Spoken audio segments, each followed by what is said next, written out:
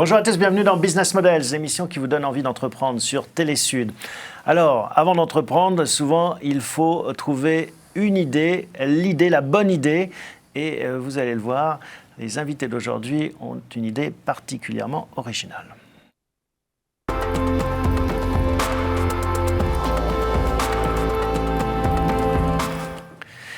Thibaut, Jules, bonjour. Bonjour. Bonjour. Merci à tous les deux d'avoir accepté cette invitation. On va parler aujourd'hui d'oiseaux avec Birds for Change. C'est l'entreprise que vous avez lancée. En un mot, qu'est-ce que vous faites ? En un mot, on essaye de révolutionner la sensibilisation envers les incivilités. Et donc, on fait ça en collaboration avec des oiseaux pour créer un électrochoc dans les consciences, en disant que si les oiseaux sont capables de ramasser des déchets, pourquoi pas nous ? Alors, quel type d'incivilité ? À quoi vous faites référence ?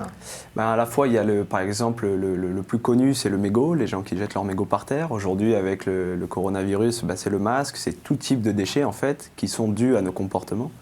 Et un chiffre qui est assez marquant et qui nous a poussé à lancer Birds for Change, c'est de se dire qu'aujourd'hui, en France, encore un Français sur 3 jette ses déchets par terre. Donc il y a du travail et c'est pour ça qu'il faut trouver des nouvelles solutions. Bon, et on va revenir sur cette aventure avec cette idée particulièrement originale, en effet, d'utiliser des oiseaux pour aller aider à collecter ces déchets. Mais on commence souvent par l'actualité. Et l'actualité, sur l'environnement, elle n'arrête pas. On pourrait en parler tous les jours. Il y a eu un colloque à Marseille récemment, important justement, sur ces enjeux de biodiversité. Oui, c'est ça, et on y était sur un stand de l'association Entrepreneurs pour la planète. Il s'agit du Congrès mondial pour la nature qui a lieu tous les 4 ans et qui est organisé par l'UICN. Et l'état des lieux est catastrophique, et donc c'est pour ça qu'il est urgent et que ce genre d'événement est important pour changer les comportements et prendre des décisions. Les chiffres sont accablants, on sait qu'aujourd'hui, en moins de 45 ans, 68% du vivant a décliné, a baissé. Et par exemple, pour les populations d'oiseaux en France, c'est 14% des oiseaux qui ont disparu. À l'échelle européenne, c'est à peu près 30%. Donc ça montre vraiment l'état d'urgence au niveau de la biodiversité. Et donc du coup, la nécessité de vraiment se réveiller. Thibaut, qu'est-ce qui vous a frappé pendant cette manifestation-là ? Qu'est-ce que vous retenez de cet événement ? Moi, tout d'abord, je suis très content qu'il y ait une manifestation comme celle-là parce que ça prouve que les consciences évoluent, qu'on y attache une importance et qu'on essaye de changer les choses. Ce qui m'a frappé, c'est qu'il y avait toutes les associations. Il y a un nombre d'associations énorme qui luttent contre justement ce déclinement de la biodiversité et qui communiquent, qui essayent de mettre en place des actions pour aller contre ça. Et vous êtes optimiste à l'issue de... Parce que souvent, en fait, ce qui ressort, c'est le constat avec les chiffres impressionnants et accablants qui est un peu désespérant. Est-ce qu'on ressort quand même avec de l'espoir ? Après, c'est une position de toute façon qui concerne tout le monde au quotidien. Nous, on l'est. On veut l'être et on n'a pas le choix de l'être si on veut en tout cas avoir un futur pour les populations et les générations à venir. Donc il faut l'être. Maintenant, il va falloir activer rapidement certains leviers et donc changer les comportements rapidement. Ok.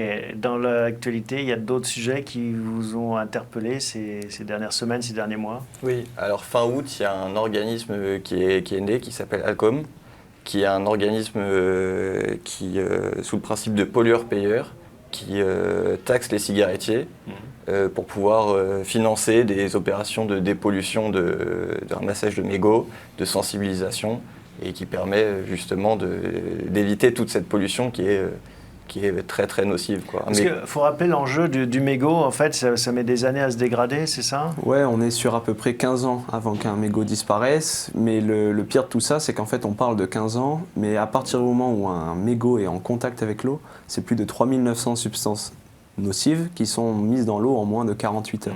Donc en fait l'enjeu, il n'est pas uniquement de ramasser les mégots, puisque une fois que le mégot a déjà touché l'eau ou la neige dans les stations de ski, ou pour rappel, sous chaque remontée mécanique de chaque station de ski, c'est environ 30 000 mégots qui sont retrouvés. Et quand on sait qu'un mégot pollue 500 litres d'eau jusqu'à 1 mètre cube de neige, et que toutes les substances sont déversées illico presto, et en fait c'est directement au robinet qu'il faut couper le problème, quoi. Oui, sans compter que c'est mauvais pour la santé, on le rappelle, hein, de fumer.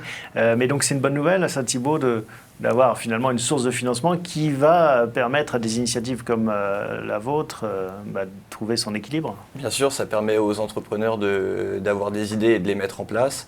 Et ça permet de multiplier ce genre d'initiative et qui fera que plus tard, on n'aura j'espère, plus de mégots par terre, plus de gens qui jetteront leurs mégots, jetteront leurs déchets par la fenêtre de leur voiture, etc. De trouver un business model, en fait, quelque part.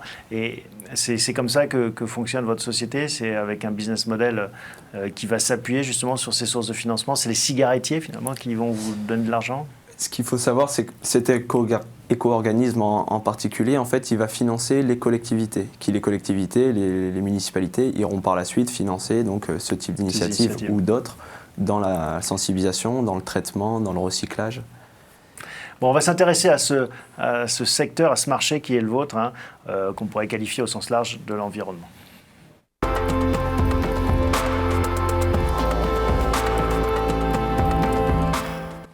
Alors, vous êtes très jeunes l'un et l'autre, hein, on peut dire votre âge, 24 ans, c'est ça? C'est ça, 23, 24. 23, 24. J'imagine qu'autour de vous, vous le voyez, cette problématique de l'environnement suscite des vocations d'entrepreneurs. Oui, clairement. De toute façon, chaque génération est amenée à changer le monde.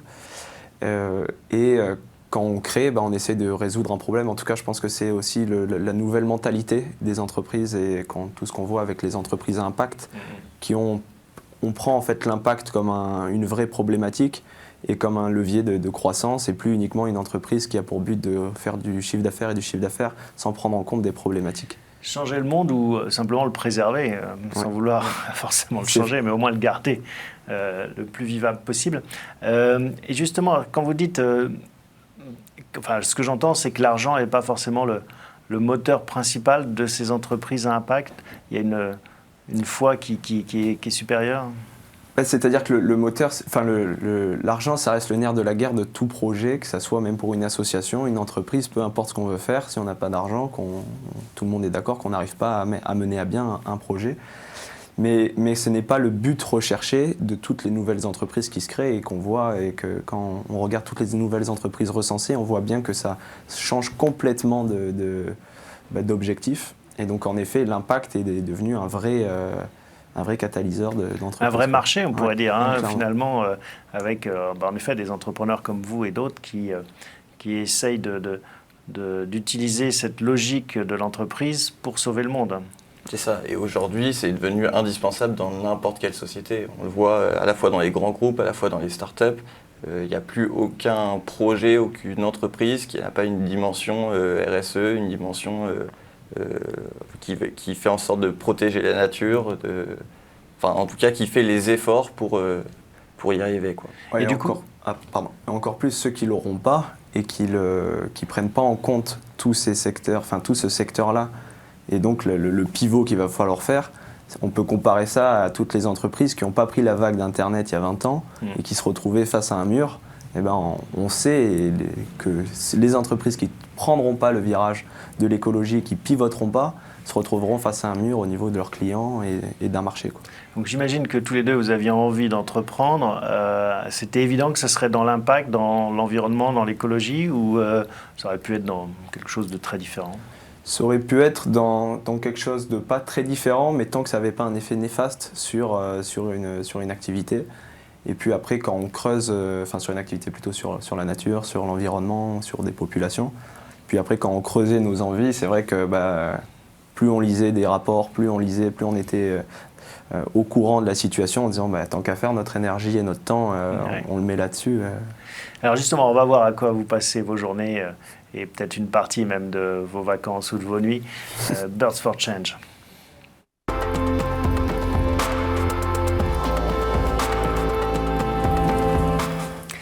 Alors, Birds for Change, on l'a expliqué très rapidement, mais on va rentrer dans le détail. C'est utiliser des oiseaux pour ramasser des déchets, hein, si je résume, des déchets qui soient transportables par le bec d'un oiseau. Comment est-ce que vous êtes arrivé à cette idée d'utiliser ces oiseaux? Alors en fait, Petite modification, en fait, c'est utiliser ces oiseaux pour changer les comportements humains. En fait, on se base sur une sensibilisation inédite et notre méthode, c'est l'électrochoc. En disant que si on arrive, et c'est le cas, à former des oiseaux qui sont en plus mal vus, donc les corvidés, on va en revenir dessus, je pense, à collecter des déchets dans la ville, et que les gens puissent voir ça de leurs propres yeux quand ils se baladent, quand ils sont au restaurant, quand ils jettent leurs déchets, ils vont se dire « waouh ». C'est de la pédagogie en fait, l'objectif. C'est pas qu'ils fassent le travail à ma place, parce que sinon c'est vrai que ça serait contre-productif. On se dit, puisque quelqu'un ramasse, en l'occurrence un oiseau, je peux continuer à jeter mes déchets par la fenêtre. Voilà, notre entreprise, et on l'arrêtera d'ailleurs si c'est le cas, mais a priori ce ne sera pas le cas. Enfin, on va faire en sorte que ce ne soit pas le cas. Notre entreprise n'a aucun intérêt à faire un truc comme ça. L'idée, c'est pas de former une armée d'oiseaux éboueurs. L'idée, c'est justement de marquer les consciences et de changer notre regard sur ces oiseaux. Et c'est à nous de ne pas jeter nos déchets par terre. Alors, je reviens sur, en effet, cette idée très originale. Comment est-ce qu'elle est née? Pourquoi est-ce que vous êtes arrivé à ça? En fait, on s'est rendu compte qu'en termes de sensibilisation, on innovait peu. On sait qu'il faut sensibiliser, on sait qu'il faut changer les comportements, mais une fois qu'on a dit ça, c'est bien facile, quoi. Et on se rend compte que la sensibilisation, ça correspond à quoi? Ça correspond à... Alors il y a tout le côté des panneaux, des mairies qui mettent attention, ne jetez pas votre mégot, les crottes de chiens, ok. C'est plus l'interdiction que l'exemple. C'est ça. Et puis après, on s'est aussi rendu compte que la culpabilisation ne marchait pas, de dire attention. Il y a un vrai besoin d'innover dans ce secteur-là. Et il y a aussi une autre chose, c'est que les esprits, quand on se balade en ville, tout ça, on est submergé d'informations. L'humain est submergé d'informations. Et donc, on n'apporte plus vraiment d'intérêt à des publicités quand on est dans la ville, à quoi que ce soit. Et donc, du coup, avoir une sorte de sensibilisation qui soit impulsée par Mère Nature, où on se balade, et les oiseaux, tout le monde à peu près les regarde, on les voit. C'est pas une pub, donc notre cerveau ne nous dit pas ne regarde pas l'oiseau. Et si on se dit que c'est les oiseaux qui vont réussir à choquer et interpeller, là on a quelque chose, quoi. Et comment vous êtes tombé sur les oiseaux alors? Alors c'est Jules qui a eu l'idée. Il était sur un banc avec son père. Et sur cette place, il y avait plein d'oiseaux. Et il y a 2 personnes qui ont jeté leur mégot juste à ses pieds. Jules, c'est un geste qui l'exaspère.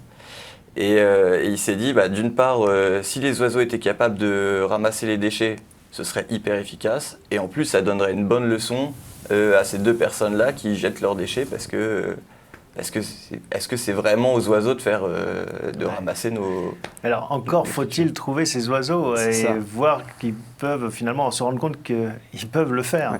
Ouais. Après cet événement-là, forcément, la magie d'Internet, on va regarder sur Internet. Et là, on tombe sur plein d'expériences qui ont été faites, plusieurs, tout au travers du monde, par des passionnés, par des scientifiques, des professionnels, qui ont mis en place ce genre de formation d'oiseaux sauvages et qui montrent que c'est possible. Et maintenant, l'idée, c'est de se dire, OK, est-ce que c'était capable de le répliquer à plus grande échelle pour justement le dispatcher dans différents sites et sensibiliser tout un tas de personnes. Alors c'est là où l'aventure commence et déjà ça ne marche pas avec tous les oiseaux, il faut des oiseaux particulièrement sophistiqués. Ouais.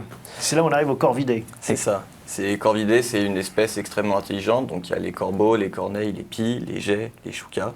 Une espèce qui n'a pas très bonne réputation, hein. Les corbeaux, c'est l'oiseau de la sorcière, de la malédiction, enfin c'est plutôt associé à... c'est pas un animal très apprécié dans l'imaginaire collectif. Oui, tout à fait, et c'est aussi un de nos combats au niveau de Birds for Change. Donc en fait on travaille en collaboration avec des chercheurs, des éthologues, des ornithologues, de l'INRAE, du Muséum national d'histoire naturelle, et qui en fait, pareil, au niveau du constat qu'on connaît tous, la situation de la biodiversité, très bien, elle est catastrophique, mais en plus de ça, l'humain a classé certains de ces corvidés, 4 sur 10 en France, comme la corneille, le corbeau, la pie, le geai, comme espèces susceptibles d'occasionner des dégâts. Avant, c'était les espèces nuisibles. Et donc, il y en a des milliers et des milliers, des centaines de milliers qui sont tués chaque année parce qu'elles sont classées comme nuisibles par rapport à notre regard. Donc nous, avant de se lancer, on n'est pas du tout du secteur des oiseaux. On se disait, il doit y avoir une raison. Bon, c'est sûr que c'est pas très beau, mais puis après, on regarde les rapports scientifiques, des études scientifiques qui prouvent que c'est complètement inefficace et que dans tous les cas, à chaque fois qu'on tuera un oiseau, la nature a horreur du vide et un autre oiseau viendra. Donc soit on les tue tous et là on est débarrassé, c'est les conclusions, soit c'est complètement inefficace. Et en fait, quand on voit les budgets qui sont alloués à tuer ces oiseaux, Nous, on arrive en disant, mais attendez, on est capable de faire autre chose de ces oiseaux, montrer que ce n'est pas complètement inefficace et que ce n'est pas inutile et que c'est complètement inutile par contre de les tuer. Et alors, quand on s'intéresse un peu aux corvidés, on se rend compte en effet qu'ils font des choses extraordinaires. Il y a plein de tests. De plus en plus, maintenant, on étudie leur intelligence. Je crois que dans l'intelligence animale, c'est classé au même niveau que le singe ou le dauphin, qui sont réputés les mammifères, eux, les plus développés. Et les plus proches de l'homme. Oui, parce qu'en effet, le fait que c'était un oiseau de malheur, on ne s'y intéressait pas, mais depuis qu'on s'y intéresse, on trouve des choses incroyables. J'ai vu par exemple qu'ils émettaient environ 200 cris, c'était une espèce de langage, qu'ils élevaient leurs petits, donc il y avait tout un apprentissage. Enfin, il y a plein de choses qui font qu'en effet, c'est des oiseaux très très haut de gamme. Oui, ça. Ils sont capables, par exemple, de jeter une noix sur l'autoroute pour qu'une voiture roule dessus, qu'elle s'ouvre et qu'ils puissent ensuite la manger. Ouais, c'est sophistiqué. Donc ils ont inventé l'outil. En tout cas, ils ont des raisonnements qui sont à plusieurs bandes. Et on a par exemple la corneille de Calédonie qui a été connue et remarquée pour avoir créé des outils, notamment des espèces de pinces, pour aller chercher des vers dans des arbres en bois avec des petites tiges. Et ça, par exemple, en termes d'intelligence, la création d'outils, c'est une forme connue d'intelligence. Et alors, on va revoir les photos. Du coup, vous vous êtes dit, tiens, il faut qu'on fabrique une machine, on peut l'appeler ça comme ça. Oui, c'est ça. On peut appeler ça comme ça. Je sais pas, voilà. Là, alors, expliquez-nous un peu en quoi ça consiste. Donc, en fait, l'idée, c'est qu'il y a un protocole de formation. C'est-à-dire que pour arriver à ce que des oiseaux sauvages qui sont dans une ville, dans un espace, peu importe, se mettent à collecter des déchets, il faut suivre un processus de formation qui existe depuis des années et c'est un protocole en 4 étapes. Et pour ça, il faut une machine. Voilà, donc on a construit une machine d'échange. Donc première étape, on voit le plateau. On va rester sur la photo, l'illustration, comme ça vous pouvez la commenter. Voilà, donc première étape, on dispose plein de nourriture sur la plateforme. L'oiseau sait qu'à cet endroit-là, c'est une source de nourriture fiable, c'est open bar, il y va souvent, il est habitué à se poser sur la machine. Il faut savoir que ces oiseaux, à la base, ils sont néophobiques, ils ont peur et ils passent un certain temps... Néophobique, c'est-à-dire j'ai peur de la nouveauté ? Exactement. Voilà. Ils passent un certain temps à observer la machine dans un premier temps. Ouais, voir si elle va leur faire du mal ou du bien. Voilà, c'est ça. La deuxième étape, on supprime la nourriture en libre service, mais quand il se pose sur notre machine, il y a des capteurs qui détectent l'oiseau et le distributeur de nourriture se met en route. Donc là, il commence à interagir avec la machine, il y a des moteurs qui font un peu de bruit, etc. Et ensuite, ce qu'on fait, c'est qu'on dispose pas mal de déchets sur la machine. Eux, ils vont se dire, à la base, il y avait de la nourriture, où elle est, etc. Ils vont commencer à trifouiller dans les déchets et sans faire exprès, ils vont faire tomber un déchet au centre de la machine, dans l'endroit où il est analysé. Nous, on a une caméra qui analyse que ce soit bien un déchet, parce que l'oiseau pourrait ramener des brindilles, des cailloux, etc. Et si c'est bien un déchet, ça lui donne une récompense, donc ça lui donne une croquette. D'accord, donc c'est une machine sophistiquée qui est destinée à éduquer, à dresser, on pourrait dire, l'animal pour qu'il ait un réflexe pavlovien, j'apporte un déchet et je suis nourri en effet. Une récompense, ouais. Clairement. Et après, une fois qu'on est à ce stade-là, nous on développe et on propose tout un tas de dispositifs de sensibilisation pour l'humain. Donc on n'a pas fait la même machine pour l'humain, mais presque. On pourrait. On pourrait, mais après il y a un problème. Un coca gratuit pour un 10 mégots mégots. un tic-tac, voilà. Mais il y aurait un problème d'éthique de se dire c'est pas un geste qui doit être récompensé parce que ça doit rentrer dans les mœurs, mais on y a pensé. Mais c'est plutôt d'arriver à créer un peu toujours l'électrochoc, sensibiliser. Par exemple, un des projets qu'on a, c'est d'installer une poubelle connectée à cette machine et d'avoir un compteur, de dire la machine pour les oiseaux de Paris ont collecté 900 mégots aujourd'hui, combien pour les humains de cette poubelle ? Faire une compétition. Exactement. Et pousser toujours plus à ramasser des déchets et en jeter. Vous en êtes où alors de cette aventure entrepreneuriale ? Eh ben, on a bien avancé, ça fait 1 an qu'on est sur le projet. Ouais. Aujourd'hui, on est en expérimentation au Jardin des Plantes de Paris. Donc on peut voir cette machine si on va dans les jardins du Jardin des Plantes. C'est celle qui était affichée à l'écran, donc en partenariat avec le Muséum national d'histoire naturelle et des scientifiques, dans le but justement de faire en sorte d'être sûr qu'on n'ait pas d'impact négatif sur les oiseaux. Et on est en partenariat aussi avec l'INRAE à Strasbourg, donc avec une éthologue qui est spécialiste du comportement animal et qui va analyser tout ça. Parce qu'il ne faut pas les nourrir toute la journée, j'imagine. Est-ce que c'est Voilà. un problème ou pas pour eux? En fait, c'est ça. Il y a tout un tas de paramètres à prendre en compte pour éviter que ça soit vu comme quelque chose de nocif pour ces oiseaux. Les scientifiques, eux, sont formels, mais ils disent de toute façon, ces oiseaux, malheureusement, se nourrissent dans nos poubelles. Ils mangent énormément de frites, de restes de nos poubelles. Donc, dans tous les cas, leur nourriture, la plupart sont mal nourries et sous-nourries. Mais maintenant, en effet, il y a tout un tas de paramètres à prouver, à valider pour que ça soit reproductible à plus grande échelle. Et je crois d'ailleurs qu'il y a des études qui expliquent leur intelligence supérieure du fait de cette alimentation très variée. Ils sont omnivores, en fait. C'est ça, complètement. On va passer maintenant, au-delà de cette aventure entrepreneuriale, à vous, ce qui vous anime en tant qu'entrepreneur.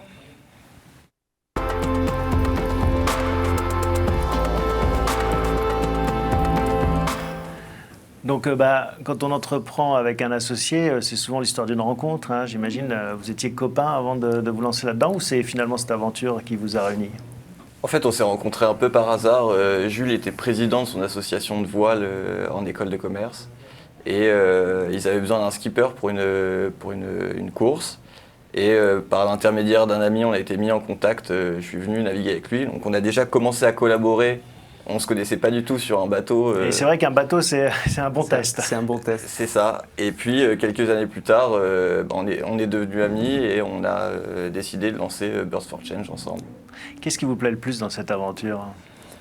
C'est d'être responsable de tout ce qu'on va faire. On se lève le matin et si on sait ce qu'on a à faire et puis on y fonce.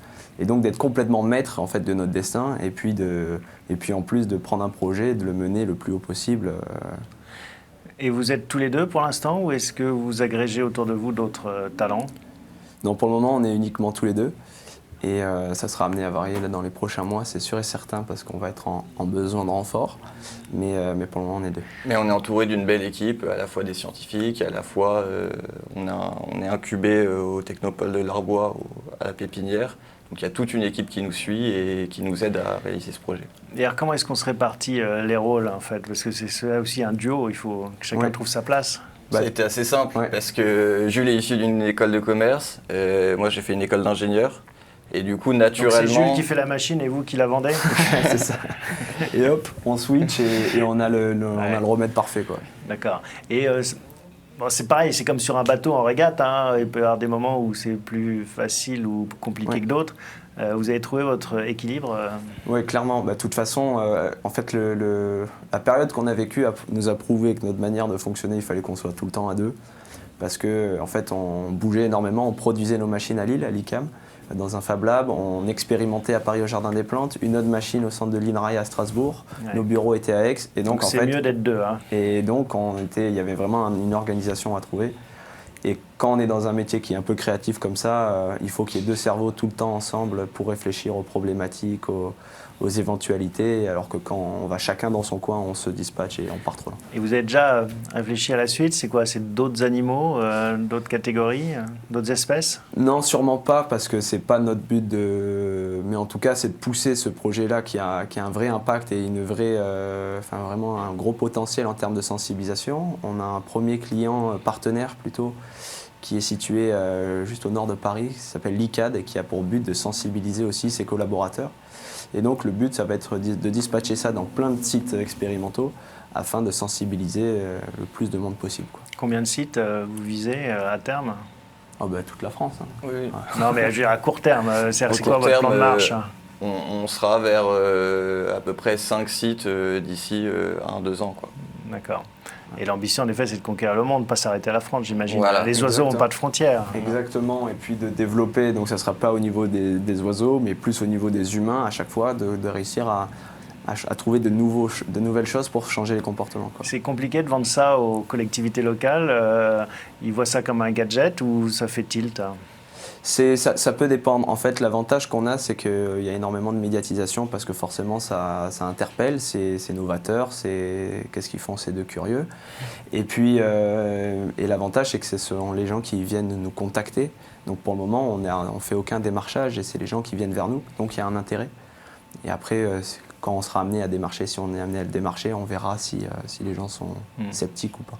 Et vous voyez à long terme, donc, dans cette entreprise, comment est-ce que vous vous projetez, ou est-ce que vous dites c'est finalement un galop d'essai parce qu'après on fera peut-être d'autres choses? Oui, c'est le cas quand on entreprend, je pense. On ne se dit pas qu'on va rester dans notre entreprise toute notre vie. L'idée, c'est de peut-être monter plusieurs entreprises, toujours avoir un impact, toujours garder un peu les mêmes objectifs en fait. Là où le vent nous mènera, tant que celle-là elle a du potentiel et que ça fonctionne, de toute façon on a encore du chemin à faire. Vous êtes libre comme les oiseaux. Exactement. Bon, merci en tout cas à tous les deux de nous avoir d'avoir partagé avec nous cette belle aventure et très originale. On espère en effet que ça va bien marcher parce que c'est un vrai enjeu pour l'environnement. Merci à vous tous de votre fidélité. On se retrouve la semaine prochaine pour un nouvel épisode de Business Models.